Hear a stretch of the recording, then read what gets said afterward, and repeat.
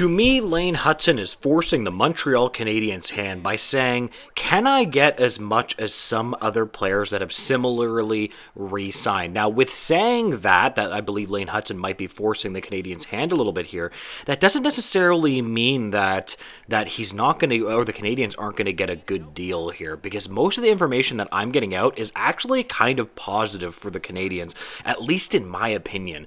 I think that the Canadiens are going to get a pretty good deal on Lane Hutson almost no matter what they sign.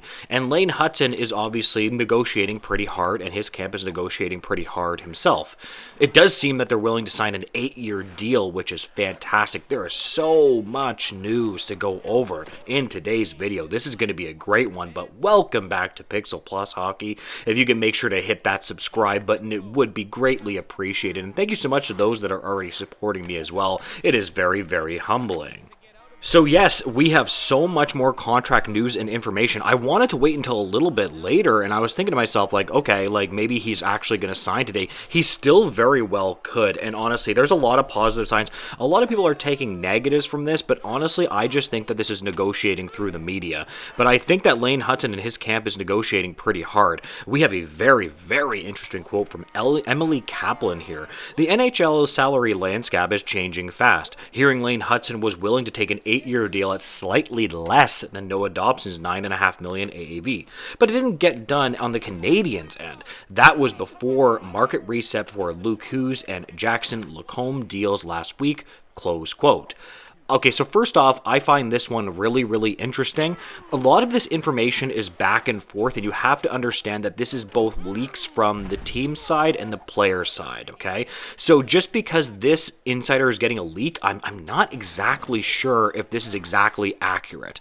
Because she's acting like these players have reset the market for Lane Hutson, but I'm not completely sure about that. Listen, apparently, according to her, the Montreal Canadiens were the ones that said no to that deal. Let's say it was 8 years at 9.25. If the Canadiens, in my opinion, didn't take that, I actually disagree with them. Now, I will say one thing, though. It's impressive how much the Canadiens negotiate, man. They negotiate hard, and sometimes that bites you in the rear, but listen, the Canadiens are pretty good at it, so I got to give them credit. They're willing to say, no, we're the Montreal Canadiens. We're going to negotiate hard with you, and I'm telling you, man, they might actually be able to get Lane Hutson on a pretty darn good deal. And here we have another really interesting quote. This just dropped actually recently, and I was kind of surprised by this one, but I actually didn't know this about Lane Hutson's contract and his RFA eligibility.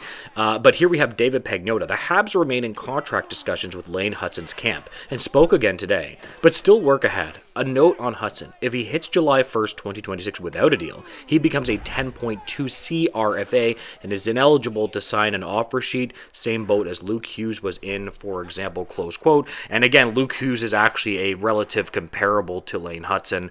I don't really think that I would probably take Lane Hutson over Luke Hughes, but that is interesting. That is another really interesting tidbit that's actually on the Montreal Canadiens side, so they really don't have to actually worry about an offer sheet because he would be ineligible for one. So that is a very, very good tidbit right there. Now, as I said before, when we talk about these contract rumors, it really seems to me like they're negotiating through the media, okay? And I don't know, it's weird. I haven't really seen this from much from the Montreal Canadiens, and if they're negotiating through the media, you could argue that, each side believes the other side might be being a little bit unreasonable.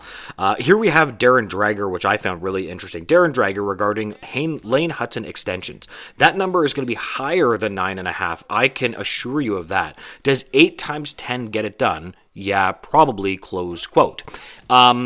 So again, he's actually saying it's going to be higher than 9.5.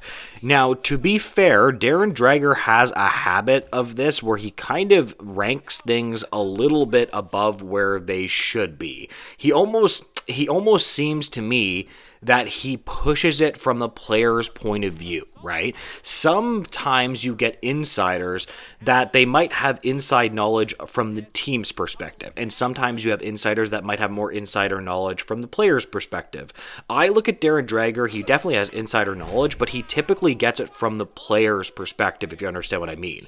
This is why I think that Elliotte Friedman is probably the best insider, because he seems to have a more balanced approach to this from either side, and a more just a more realistic perspective of what's going on. I actually think that this is going to be under 10 from everything that we've heard, because what Darren Dreger is saying here is kind of out of whack with what we've heard in the general logic of Lane Hutson's contract. But here we have an interesting quote from Elliotte Friedman that I really found quite interesting. Elliotte Friedman regarding Lane Hutson's negotiation: I think this negotiation has gotten very emotional, and I think everybody needs a timeout, close quote. So what does that sound like to you?